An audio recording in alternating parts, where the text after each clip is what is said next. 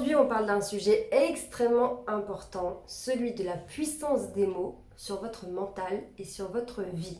Encore une fois, ça paraît être un détail, mais en vrai, ça a une énorme influence. Alors, on va parler de deux choses dans cette vidéo. La première des choses, c'est de réaliser à quel point on a tendance à parler de manière négative. Regardez, observez en une journée le nombre de choses négatives que vous allez dire ou vous allez penser. C'est un truc de fou. Ce qu'il faut savoir, c'est que ce qu'on va dire, tout ce qu'on va dire ou penser, notre cerveau, il prend note. Il prend note et il va nous créer une espèce d'atmosphère, d'ambiance dans le côté inconscient dans lequel on va baigner. C'est très important de comprendre que, par exemple, dans l'enfance, surtout jusqu'à 7 ans, on se rend compte que toutes les informations qu'on va, on voit ça dans les neurosciences, toutes les informations qu'on va capter vont se mettre dans l'inconscient. Et si vous avez eu des parents qui ont passé leur temps à vous dire que vous étiez un incapable, que vous étiez nul, que vous étiez bon à rien, que vous n'alliez jamais arriver à faire quoi que ce soit dans votre vie, eh bien, il y a de grandes chances pour qu'à l'âge adulte, ce soit des croyances qui soient ancrées en vous. Qu'est-ce que ça donne concrètement dans la vraie vie ? Ça donne des cas où vous allez tout le temps rater. Vous allez rater les entretiens d'embauche, vous allez rater la femme de votre vie, vous allez rater plein de choses. Et vous n'allez pas savoir pourquoi vous n'arrêtez pas de rater des trucs, vous n'arrêtez pas de vous vautrer et vous perdez confiance en vous et vous avez l'impression que vous êtes un bon à rien. Tiens, c'est marrant ça. Vous avez l'impression d'être un bon à rien. Et c'est justement ça que vous avez entendu toute votre enfance. On vous a répété, de toute façon, toi t'es un bon à rien. Donc ça, c'est le premier truc vicieux de la puissance des mots. Donc on le voit dans l'enfance, c'est les mots prononcés par l'entourage, mais aussi à l'âge adulte, c'est les mots qu'on va utiliser au quotidien. Par exemple, j'oublie un truc, je vais dire « Ah, je suis vraiment bête. Ah, mais je suis débile. Ah, mais je suis nulle de faire ça tout le temps, mais c'est pas possible. » Oh, puis alors là, franchement, ça me saoule parce qu'il y a ci, parce qu'il y a ça. Et certaines personnes vont avoir cet automatisme à tout décrire de façon négative. C'est pas forcément qu'elles sont malheureuses ou qu'elles sont aigries, même si on peut avoir l'impression de l'extérieur. C'est simplement que c'est un réflexe de décrire les choses en disant ce qui ne va pas, ce qui ne fonctionne pas. D'ailleurs, on pourrait faire aussi le parallèle qu'on a tendance toujours à minimiser ce qui est bien, presque à rien dire, comme si c'était juste normal. C'est la normalité qu'on réussisse les choses, que ça se passe bien. Par contre, à exprimer, à mettre l'accent sur ce qui ne va pas. Et donc, ce genre de comportement fait que finalement, notre quotidien va être teinté de choses négatives. On n'a que des trucs négatifs finalement. C'est pas du tout l'histoire d'être pessimiste ou optimiste, parce que je sais que certaines personnes vont dire que être optimiste c'est gnangnan, que c'est totalement surfait, que c'est hypocrite presque de dire qu'il faut toujours voir le bon côté des choses, etc. Mais malgré tout, c'est quand même pas la peine d'aller regarder que les côtés négatifs des choses.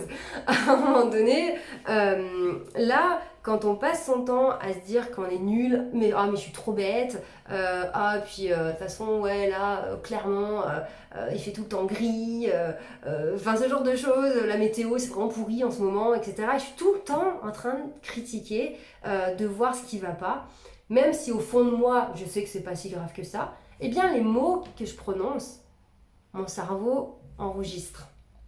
Et donc, je vais baigner au quotidien, petit à petit, sur le long terme, dans un truc où on est quand même baigné dans du négatif, dans du vocabulaire négatif, dans des pensées qui sont automatiquement tournées au négatif.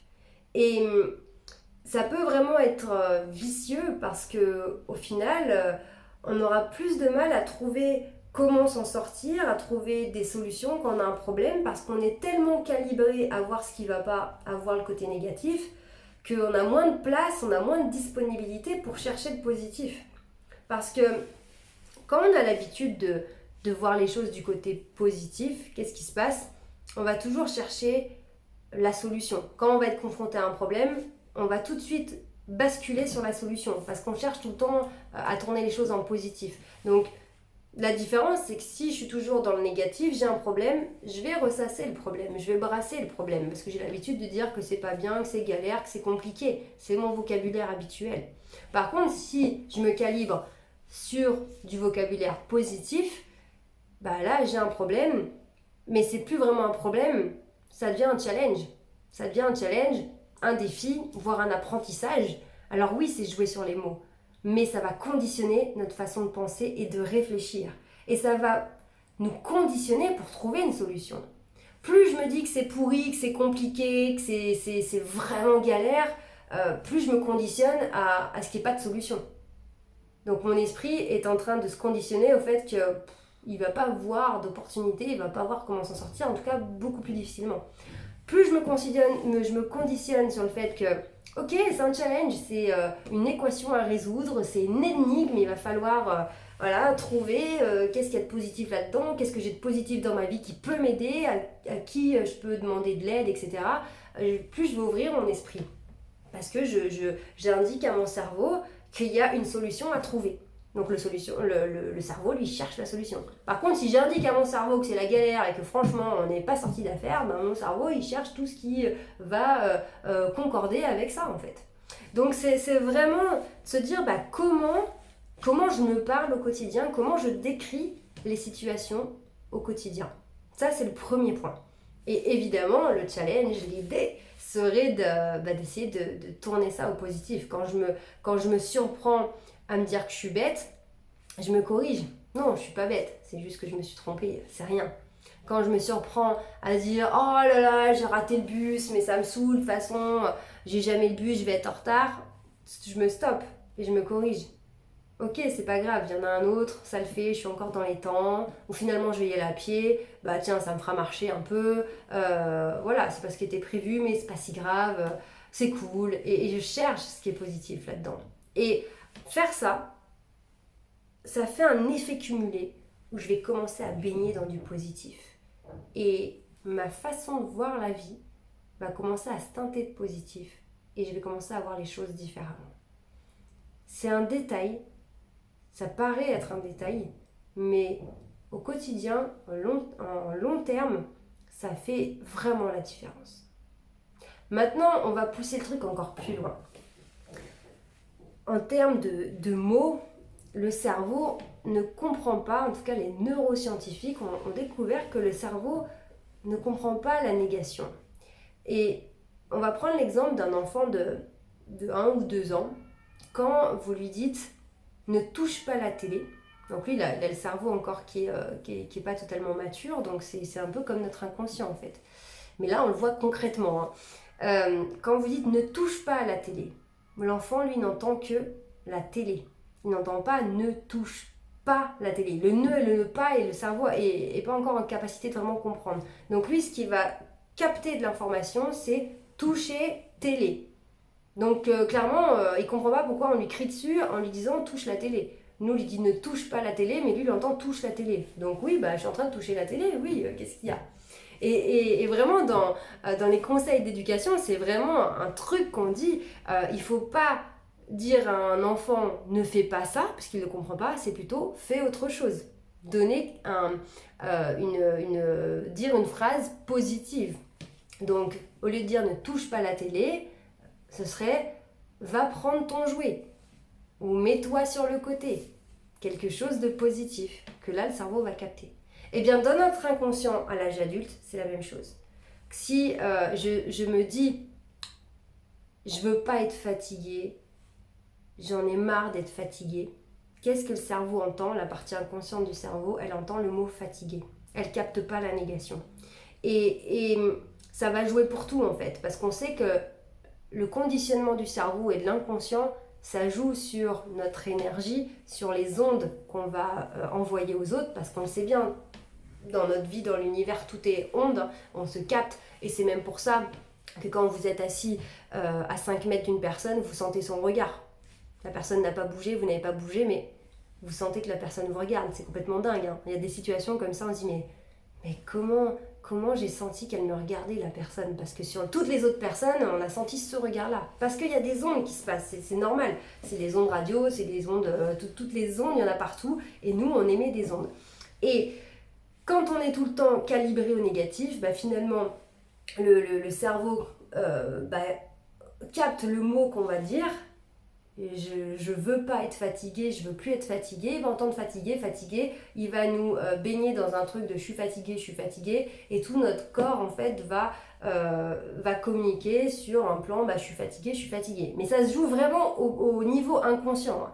Et donc l'idée c'est de se dire, au lieu de dire j'en ai marre d'être fatigué, eh bien c'est simplement virer la négation et dire je veux être en forme.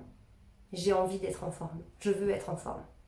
Parce que même quand on le dit plusieurs fois, si on est vraiment attentif, vous allez sentir la différence, comment vous allez vous sentir à l'intérieur. Répétez 10 fois d'affilée, j'en ai marre d'être fatigué, j'en ai marre d'être fatigué, j'en ai marre d'être fatigué.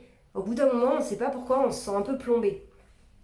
Par contre, si je commence à dire, je veux être en forme, je veux être en forme, je veux être en forme, je veux avoir de l'énergie, j'ai envie d'avoir de l'énergie, qu'est-ce qui se passe ? Ce mot-là, en fait, fait écho dans le cerveau et on commence à se sentir dans un état où l'énergie monte. Alors je sais que ça paraît complètement fou quand on n'a pas l'habitude de ce genre de processus, etc. Mais faites-le pour tester. Répétez 10 fois d'affilée les 2 phrases et analysez comment vous sentez au niveau de l'énergie. Et là, on touche finalement à la préparation mentale avant un rendez-vous, avant une épreuve importante, ce qui va faire toute la différence sur comment je me sens dans ma tête, comment je me sens dans mon corps au niveau de mes émotions, mais aussi comment je vais transformer ma vie.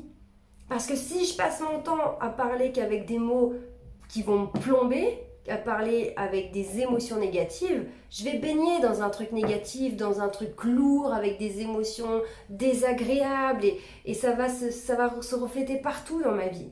Par contre, si à partir d'aujourd'hui, je décide de choisir des mots beaucoup plus positifs, beaucoup plus élevés, des mots qui vont résonner d'une manière plus positive et vers ce que je vise dans ma vie, et que je ne m'autorise plus à dire des trucs comme je suis bête ou ça me saoule ou ce genre de choses, là, le quotidien va se transformer. Votre vision du monde va se transformer, votre quotidien va se transformer, votre énergie va se transformer, et c'est toute votre vie qui va se transformer. Alors on pourrait se dire, non mais attends, si c'était aussi simple que ça, d'être heureux, de se sentir bien, il suffirait juste de répéter bêtement des phrases et puis voilà quoi. Alors évidemment, il n'y a pas que ça, je suis d'accord. Mais je pense que se sentir bien dans sa vie, ressentir cet apaisement, cette sérénité, cet épanouissement dont tout le monde parle, ce côté, ce bonheur, si on peut englober là-dedans, ça passe par plein de petits réglages. Et il n'y a pas une recette pour se sentir bien, ou il n'y a pas un médicament pour se sentir bien, passer d'une vie où c'est le brouillard, où il y a du désespoir, de la frustration, etc., à d'un coup une vie chez les bisounours. Ça n'existe pas. Par contre, je pense que ça passe par plein de petits réglages. Et c'est un réglage comme les mots qu'on choisit, comme le réglage de ce que je fais le soir avant de me coucher, comme le réglage de qui je côtoie, quelles sont mes relations, de quel métier je choisis, quelle opportunité j'accepte ou je refuse. C'est plein de petites choses qui, une par une, semblent anodines, mais avec un effet cumulé qui fait que votre vie peut être soit laborieuse, triste, frustrante, etc., soit hyper épanouissante, inspirante, et que ce soit le kiff au quotidien.